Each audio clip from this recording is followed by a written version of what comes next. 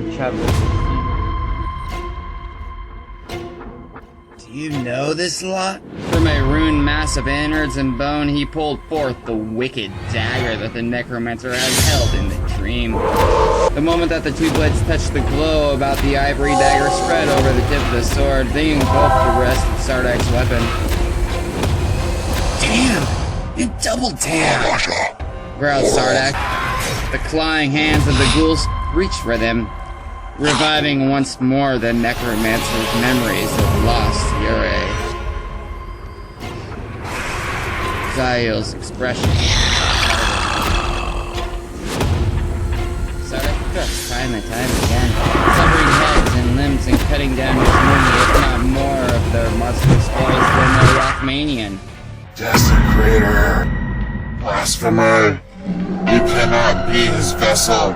You are not worthy of such an honor! I will not permit it!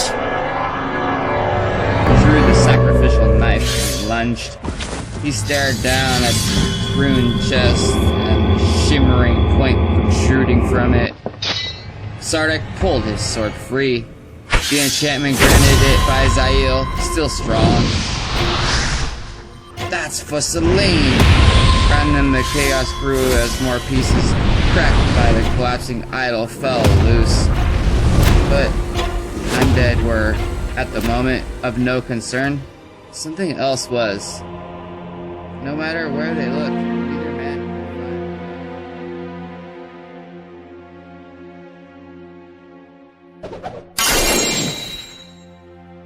or It has to be here, insisted Zael. All logic demands it to be so. Sardak tapped the tip of his blade against solid rock. But it's real. Maybe that's why all those lunatics perished here. They had no blasted escape route. The Rothmanian could not believe that. The High Priest, at least, would have had a path to freedom, even if they had not had the opportunity to use it. Of course. He'd been thinking in terms of the cultists, but they were merely the dead raised up by a spell. It was Caribitis who had plotted all this, and therefore he who had made certain that Zael, should he have survived the Horde, would not see the truth.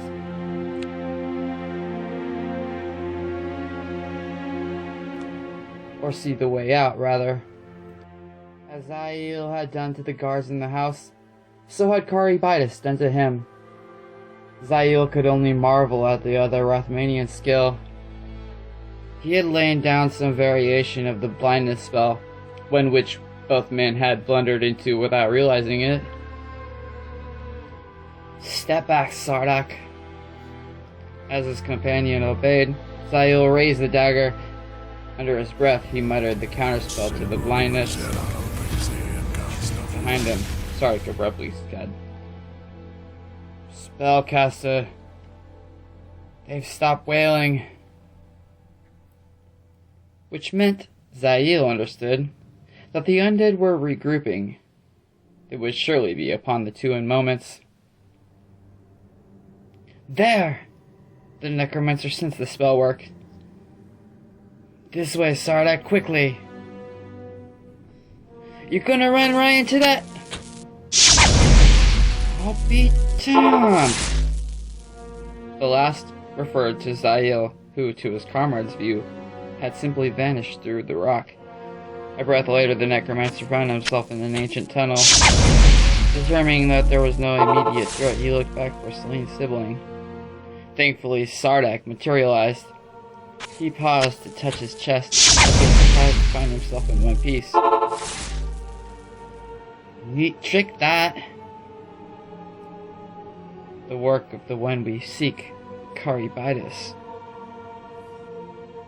He's got Slim, not Jin. I would venture that they could be found together. Zael watched the wall through which he had come. There was no sign of the pursuing ghouls. As he had hoped, they too could not see the truth. We just leave that lot in there? What if they decide to go to the surface? A rumble shook the tunnel, one that the hooded spellcaster sensed was centered in the chamber that they had just departed. There was little fear of that. The cavern continues to collapse. It will bury many of them again. Besides, I suspect that they were raised simply because of me, and now that I have passed them, they may already be returning to their graves. Thank the heavens for that. Curiously, as Sardak said the last, Zael felt a peculiar sensation. He looked behind himself, but the tunnel was still empty. Something the matter? Zael did not bother to ask the other if he had seen anything. The necromancer marked it down as his growing anxiety concerning Selene. So many precious minutes wasted. But had they? What had he heard about the moon of the spider? From the dream and the other fragments, its true nature was perplexing, but at least part of it had to do with a certain stage of night. Certainly the grisly priest had spoken of it so, and as far as Zael recalled, night was still several hours away. I think we are not yet too late. But we must hurry. Hurry where? That I do not yet know, but I have a notion as how to discover the answer. A muffled voice arose from the pouch. Zael paused to open it and remove the skull of Humbar Wessel. "Why, that's over with," muttered the hollow voice. "And I'm glad that I've not witnessed it all." Was this something you wanted, Humbart? Quickly now. "Only that you've got a better chance of finding her if you use me, remember?" Use him? Sardak looked dubious. What are you going to do? Set him on the ground and let him sniff it like a hound? The skull chuckled. Something like that, lad. Zael was not so eager. Are you certain, Humbart? When last I used the spell, it almost cost you your animation. There are other methods. That take too long, or it might not be specific enough. Listen now. I'll not let that fine lady be gutted for the sake of some would-be spider god if I can help it. What kind of man do you take me for? Dead? Suggested the third in the party. Do it, Zael. I will hold myself together. The Rothmanian no longer argued. The decision is yours. He knelt down in the tunnel, then placed the skull facing the path ahead. Zael raised the dagger above the remains of Humbar and with it drew the symbol of a dragon's eye. Let us see the way, Rothma, Zael muttered. 4 is necessary to the balance. With that, Zael plunged the blade down. Sarah gasped as the necromancer's dagger sank deeply into the top of the skull, seemingly without impediment. The dagger flared bright as it entered, the glow enveloping the fleshless head. The spell was not one Zael had learned from his masters, but one which he had devised himself through necessity. Thus it was that he hoped it would see past any magical veil his counterpart had cast. The skull began to shake as if something within fought to free itself. From the empty eye sockets, a green illumination stretched several yards ahead of the party. And in that illumination, forms flickered in and out of existence.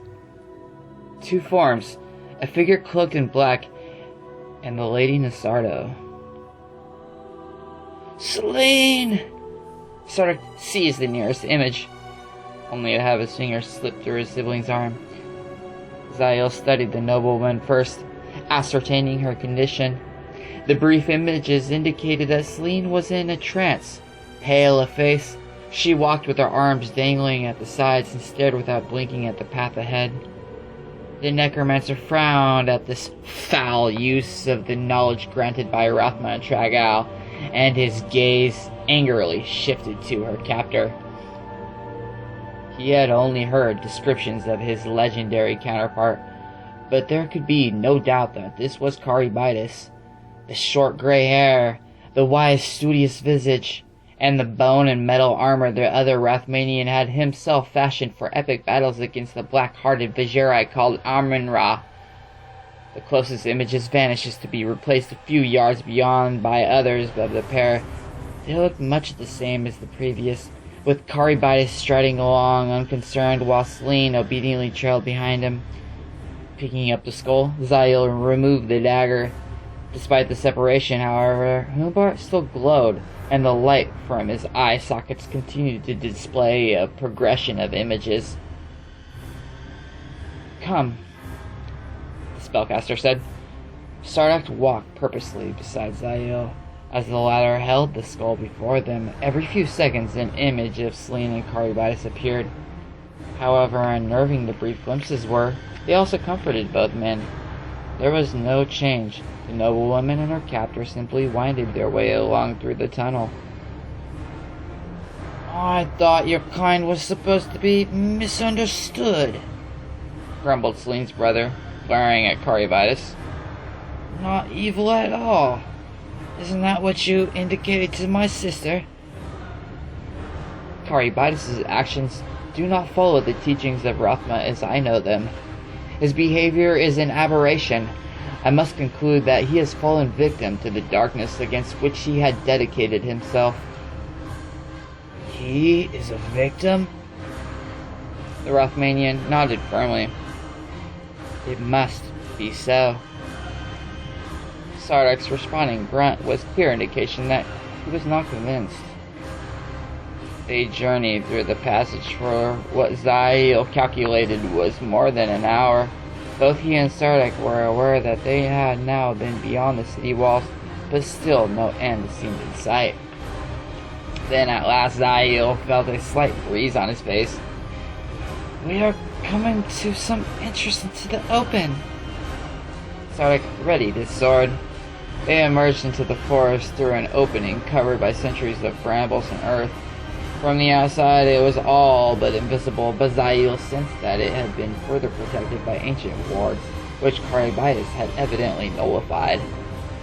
Looking around, Sardak asked, "Do we have time to go get help?" "I fear not. See?" The newest vision showed Caribitis picking up his pace. Celine followed suit. "Fine with me, then." Zael put a hand on Sardak's shoulder. "I offered you this chance to return home. You could use my help, couldn't you?" "Yes, someone must steal Celine away while Caribitis is occupied." The other man started off. "Then let's waste no more time, shall we?" The way was slick from the almost constant rain, and both men stumbled several times. One Zael, despite his quick reflexes, nearly lost the skull, managing to catch Humbart only at the last moment. And then, in the midst of the thick forest, and with no warning whatsoever, the images simply ceased. "What in the blazes?" Sardak spun around. "Where's the next one? There's gotta be a next one." The skull still glowed, yet no matter where the Rothmanian focused it, no image of Celine formed. But just as he was about to give up, one of Caribitis' finally did. Sardak saw it at the same time that the necromancer did, and asked the question coursing through Zael's own mind. "Is he looking directly at us?" "Run!" was all the necromancer was replying. From the forest and even the treetops, big figures scrambled down, creatures from the crypt, but far, far more than before. Zael estimated a dozen to start, and the rustling of the foliage, that the numbers were much higher. Like cats on the prowl, they bounded after the two. Sardak had taken Zael's warning immediately to heart, and was already several paces ahead of the slower Rothmanian. Their pursuers leapt among the branches, raced across the ground on any number of limbs, and jumped from tree trunk to tree trunk in pursuit. Brilliant hisses accompanied their hunt, and more than once a bush or some bit of ground near one of the men sizzled with poison expertly spat. "Thought you killed most of these, spellcaster?" There are always more unfortunates to be sacrificed for someone's ambitions. Zael had little doubt that these were Lord Jin's men, either loyal servants or mercenaries. He recalled the sinister spiders adhered to the heads of the previous creatures and did not doubt that if he looked close, he would find the same with those behind them. One dropped down on the necromancer, claws seeking to rip through the protective cloak. Zael rewarded the monstrosity with a thrust to the misshapen head, driving his dagger through both his attacker and the parasite itself. A foul, sickly green fluid gushed from the wound, but, fortunately, touched only the Rothmanian's garments. No sooner had he rid himself of one, however, than an identical fiend fell upon him, throwing the necromancer to the ground. For a moment, the horrific obligation of the human arachnid creatures was all Zael could see. The sharp fangs continuously dribbled, and one spot of venom dropped on the Rothmanian's cheek, burning him. Aware that Caribitis' magic now likely protected them in the same manner as it did the ghouls, Zael restored to a more mundane defense, jamming his fingers to the right hand directly it was served the attacker's throat. For many, such an action would have brought little result, but Rothmanians were trained in several forms of unarmed combat. They also knew the living body better than most, having studied its intricate workings through the use of cadavers. His fingers jammed deep, and the arachnid let out a gargling sound, and only quick turn of the head prevented Zael from being doused with venom. His attacker rolled away, two of its appendages clutching the ruined throat. Zael saved any further suffering by stabbing it in the back of the neck. From his side came several colorful curses from Sardak, warned off another beast with his blade. The arachnid scattered back, but only for a moment. "Ready to run again, spellcaster?" But before Zael could answer, an animalistic cry echoed through the forest. The men and their hunters had only a single breath in which to react to the eerie sound, and then a giant form came crashing into the nearest of the horrors. With ease, the shadowy figure hefted two of its startled foes and smashed them together with such force that the cracking of their bones resounded in Zael's ears. As bodies went limp, the giants tossed them toward another pair, turning to meet the new threat. One failed to avoid the oncoming missiles, and was thrown with them some distance away. The second twisted around the attack, then leapt at the newcomer. At the same time, two more dropped from the trees. But if they thought they had their adversary where they wanted it, the beasts were sadly mistaken. One meaty fist swatted the first as if it were a fly. The two who landed upon the giant might as well have been feathers for all the effect of their drop. They hissed and spat at it, their poison singeing the thick fur, but doing little more. Their foes simply turned them to their heads and crushed them into the ground. This seemingly invisibility sent the others scurrying back to the trees, but as they fled, the giant let out a defiant howl before turning its baleful gaze at the two humans. "Night Howler!"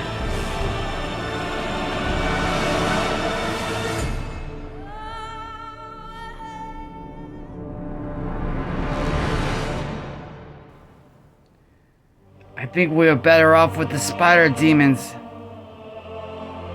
But Zael believed otherwise. He took a step toward the panting behemoth, roared viciously at its approach. The necromancer stretched forth his left hand, and the wolf creature quieted.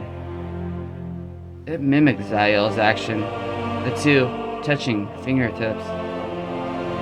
Somehow, despite the vast breadth of the wild forest, the monster that Zael had healed had found him again.